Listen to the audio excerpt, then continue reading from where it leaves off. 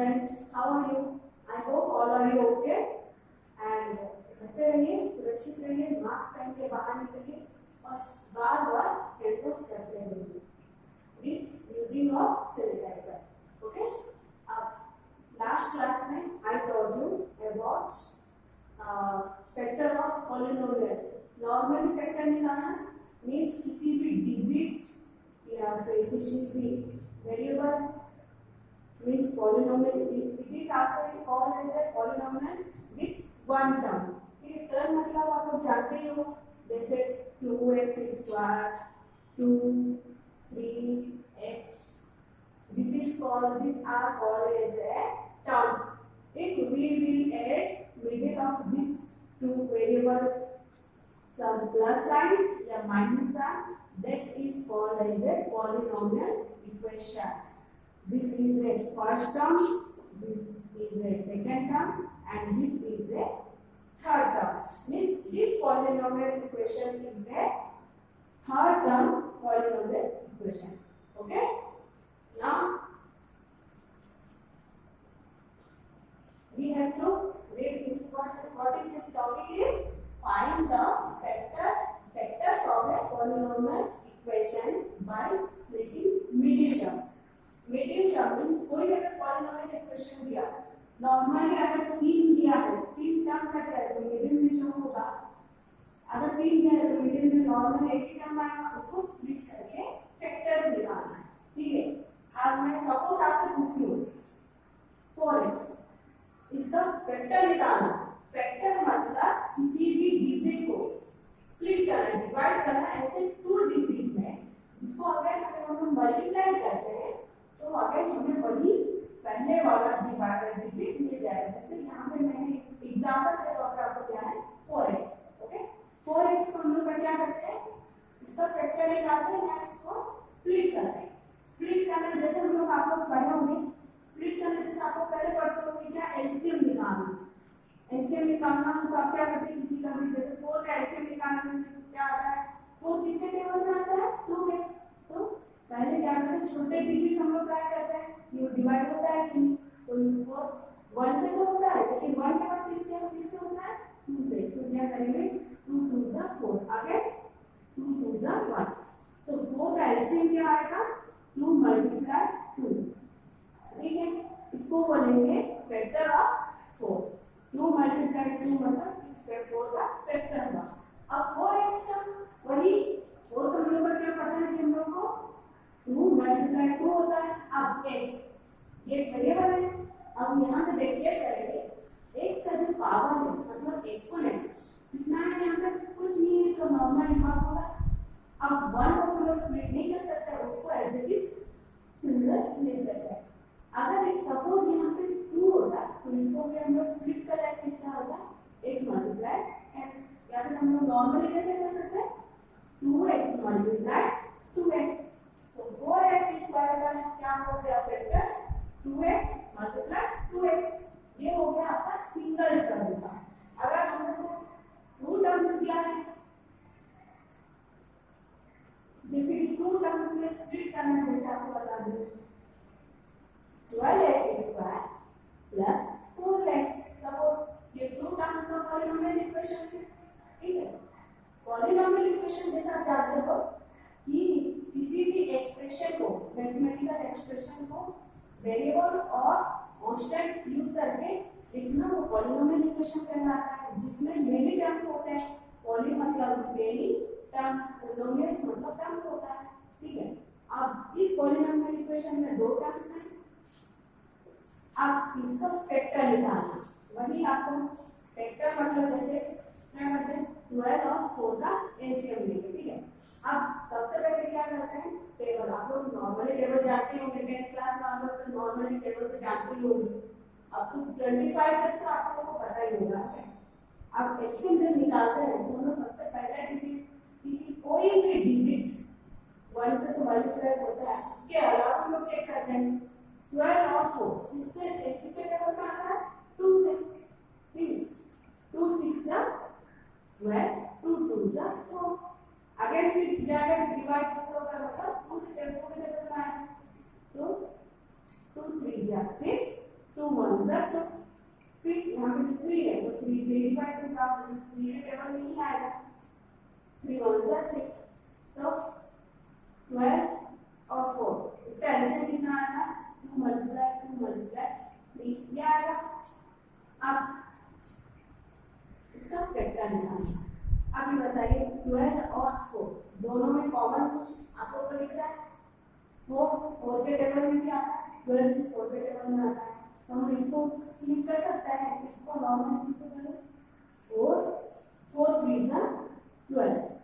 ऐसे लिख सकते हैं। लेकिन यहाँ पे जो एक यूज हुआ है तो 2 टाइम्स है, आप चाहे तो इसको x मल्टीप्लाई x भी कर सकते हैं या फिर नॉर्मल आप x स्क्वायर भी कर सकते हैं। अगर ये सिंगल टर्म होता तो आप x मल्टीप्लाई x कर सकते हैं, लेकिन हमें 2 टर्म्स का फैक्टर निकालना है। अब 4x को ऐसे लिखिए कि हमने 12 को 4 मल्टीप्लाई 3 में डिवाइड किया, तो इसको हम लोग क्या करेंगे, एज इट इज ऐसे रखेंगे। अब इसमें से और इसमें से कुछ कॉमन आपको दिख रहा है, यहाँ पे भी 4x है, यहाँ पे भी 4 है और 2x में से कॉमन निकाल ही सकते हैं, तो 4x कॉमन निकालेंगे। तो यहाँ पर इस फर्स्ट टर्म में क्या अंदर बचा, कॉमन निकला, तो कुछ तो अंदर रहता है, यहाँ पे क्या है 3 x मतलब 1x कॉमन निकल गया बाहर, तो अंदर कितना है 8, ये हो गया। अब प्लस ये 4x अगर कॉमन निकल गए दो टर्म से, तो यहाँ पे कुछ ये तो क्या मल्टीप्लाई का 1, यहाँ पे कितना आएगा 1। अब ये हो गया आपका फैक्टर, फैक्टर हो गया किसका, ये 2 टर्म्स का पॉलिनोमियल इक्वेशन का फैक्टर क्या आया आपका 4x 3x 1। अब आप लोग सोचेंगे यहाँ पे कुछ नहीं है, क्या साइन करना है, जैसे कि अगर प्लस या माइनस कुछ साइन करे तो वो टर्म्स हो जाए, लेकिन यहाँ पे कुछ साइन नहीं है, दोनों के बीच में कौन सा साइन होता है, मल्टीप्लिकेशन। इसको शो नहीं करते, लेकिन यहाँ पे रहता है, ये डॉट में आप लोग शो कर सकते हैं। तो मतलब आपका 2 टर्म्स क्या हो गया 4x 3x 1। आप इसको अगर मल्टीप्लाई करते हैं क्योंकि 2 टर्म्स में हम लोगों का ये स्प्लिट हो गया, और फैक्टर में क्या होता है, हम जिस टर्म्स में हम लोग डिवाइड करते हैं उसी टर्म्स को अगर मल्टीप्लाई करेंगे तो हमें फिर से पहले वाला इक्वेशन मिलना चाहिए। मल्टीप्लाई करेंगे 4x को मल्टीप्लाई करेंगे ये 2 टर्म वाले इक्वेशन से, तो आपको इक्वेशन का मल्टीप्लिकेशन का रूल पता है ना, 4x को सबसे पहले किसके साथ मल्टीप्लाई करेंगे, तो क्या आएगा 4 3 12, ये x और ये x, यहाँ पे x का पावर 1 है और यहाँ पे x का पावर 1 है, दोनों मिलके क्या होगा 12x स्क्वायर। फिर प्लस को एज इट इज लिखेंगे, 4x को 1 साथ मल्टीप्लाई करेंगे तो क्या आएगा 4x,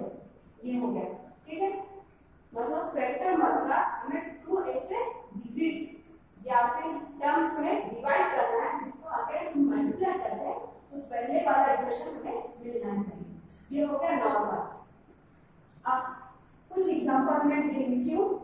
कितने टर्म्स का 3 टर्म्स का, इसका क्या करना है फैक्टर निकालना है, बट कंडीशन क्या है बाय स्प्लिटिंग मिडिल टर्म, ठीक है। पहले वाला एग्जांपल देखना है, चलो सॉल्व करते हैं। x स्क्वायर 5x प्लस 6, इसमें मिडिल टर्म क्या होगा 5x, इसको स्प्लिट करेंगे, ठीक है। स्प्लिट कैसे करेंगे, एक मेथड होता है, फॉर्मूला क्या है इसका। अब इस मेथड में क्या होता है, आपको पता है कि एक पॉलिनोमियल इक्वेशन है विथ 3 टर्म्स का। अब नॉर्मली स्टैंडर्ड फॉर्म ऑफ है, स्टैंडर्ड फॉर्म क्या होता है पॉलिनोमियल इक्वेशन का, पॉलिनोमियल इक्वेशन या क्वाड्रेटिक इक्वेशन। पॉलिनोमियल इक्वेशन तो कुछ भी हो सकता है, उनका पावर वेरिएबल का हाईएस्ट डिग्री कुछ भी हो सकता है, 10 9 3 4 5 कुछ भी हो सकता है, बट क्वाड्रेटिक इक्वेशन में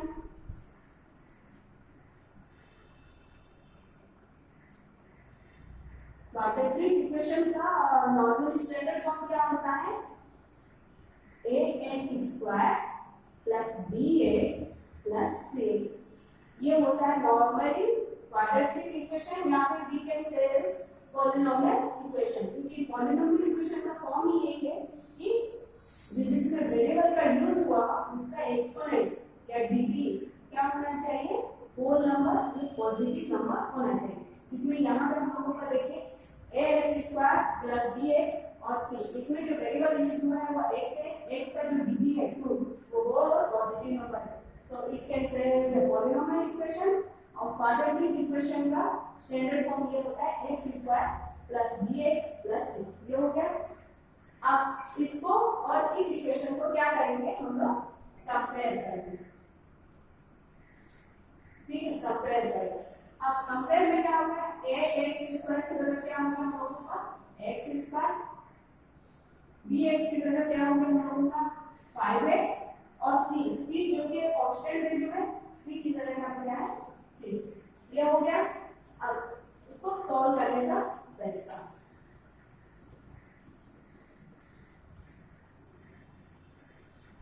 अब इसको सॉल्व करके इसका एक फॉर्मूला मेथड होता है,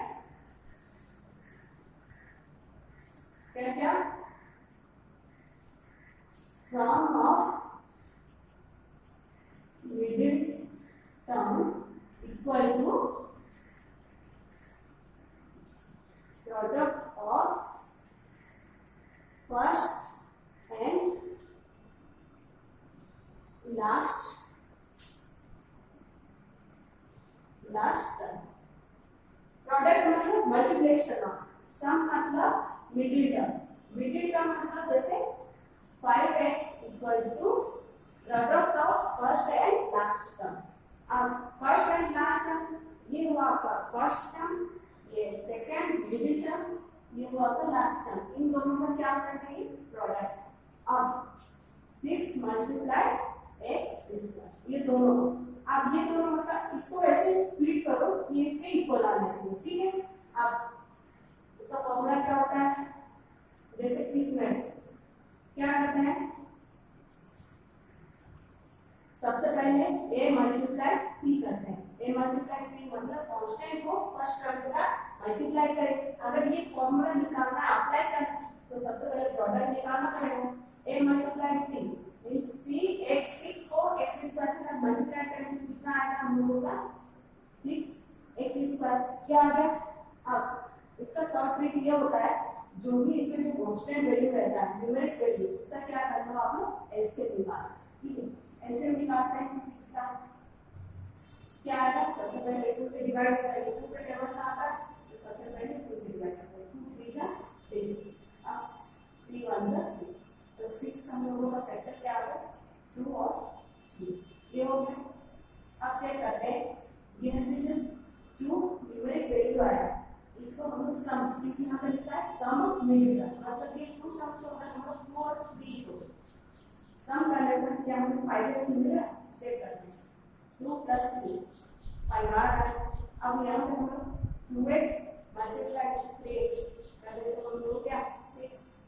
स्क्वायर मिल रहा है, मतलब यहाँ पे जो हमें 2 टर्म्स में 2 न्यूमेरिक वैल्यू में जो स्प्लिट करना है वो क्या हो गया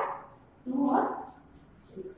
ये हो गया। आप क्या करते हैं, आप इसको कैसे स्प्लिट कर सकते हैं 2 + 3, आप ब्रैकेट में x ऐसे भी लिख सकते हो या फिर आप लोग ऐसे लिख सकते हो 2x + 3 ऐसे भी लिख सकते हैं। आप क्या करेंगे 6x स्क्वायर कैसा आएगा 6x स्क्वायर, इन दोनों को मल्टीप्लाई करेंगे 2x मल्टीप्लाई 3x तो हमें क्या मिल रहा है 6x स्क्वायर, ये हो गया। अब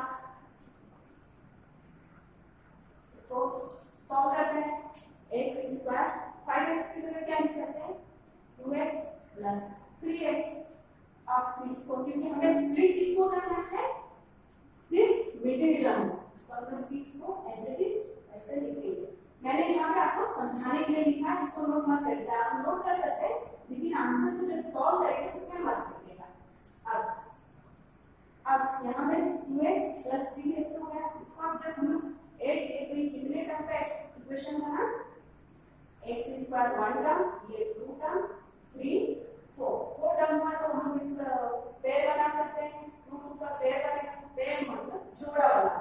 जैसे ये एक पेयर हुआ ये पेयर हुआ। अब क्या करेंगे वेक्टर मतलब तो वेक्टर मतलब कॉमन निकालना। अब आप चेक करो ये 2x + x स्क्वायर कुछ कॉमन निकला आपको, यहाँ पे x का एक्सपोनेंट 1 है और यहाँ पे 2 है, तो एक x कॉमन निकलेगा, x कॉमन निकाले तो यहाँ पे कितना बचा x। अब यहाँ से 1x का ये तो कॉमन निकल गया, तो यहाँ से सिर्फ क्या बचा 2, ये हो गया। अब प्लस साइन इसको एज इट इज रहने दीजिए। अब सेकंड टर्म क्या हो गया, तो सेकंड क्या है 3x प्लस 6, इन दोनों में से कॉमन क्या निकलता है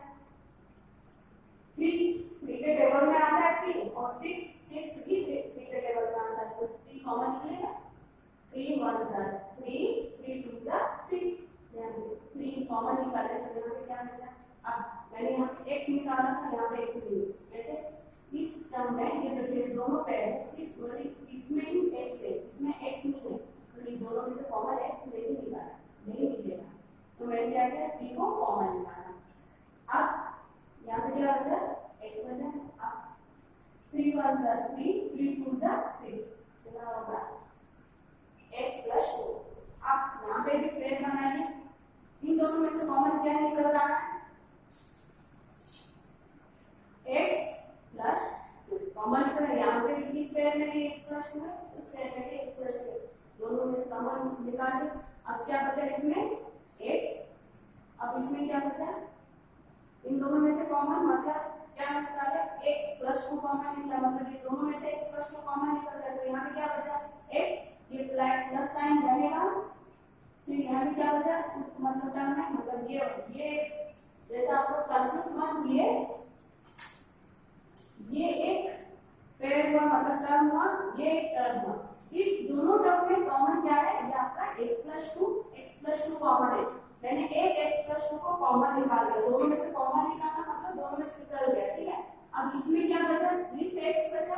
अब प्लस को प्लस रहेंगे, अब इस टर्म में क्या कॉमन बचा 3। अब आप लोग चेक करना क्या बोल रहे थे, अगर मिडिल टर्म को स्प्लिट करते हैं, ठीक है, आप उन दोनों को जो जिस टर्म में आप लोग स्प्लिट करते हैं, दो वैल्यू दो किसी में क्या स्प्लिट करते हैं, वो दोनों को अगर मल्टीप्लाई करने पर आपको वो पॉलिनोमियल इक्वेशन मिलता है या नहीं, ठीक है। ये हो गया आपका फैक्टर्स। ये फैक्टर्स मतलब इन दोनों फैक्टर्स में कुछ साइन नहीं तो मल्टीप्लाई फैक्टर मतलब ये एक टर्म हो गया, ये एक टर्म हो गया, लेकिन यहाँ का कुछ साइन नहीं है, प्लस या माइनस साइन होने पर ही टर्म कहलाता है, लेकिन यहाँ पे तो फैक्टर्स में डिवाइड हुआ, मतलब ये एक फैक्टर हो गया, ये एक फैक्टर